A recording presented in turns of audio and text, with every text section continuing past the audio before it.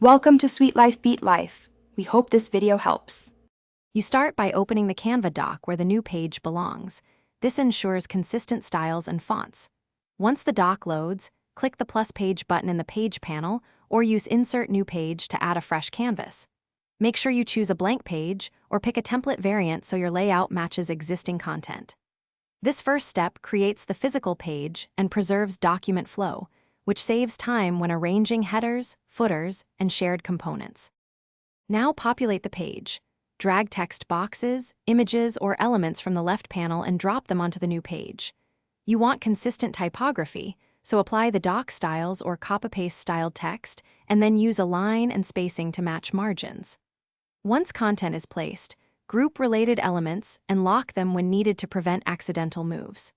This helps keep columns and grids intact and makes collaborative edits predictable. It also speeds up duplicating sections later when you need more pages with the same structure. Finish by previewing the doc in present or PDF mode so you can verify pagination, links, and alignment across pages.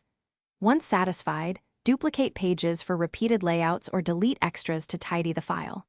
If something looks off, fonts substituted, or missing images, sync your brand kit, reinstall fonts, or re-upload assets. These actions resolve most display issues.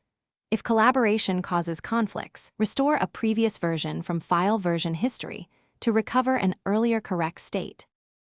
Thanks for watching. Consider subscribing if we helped you.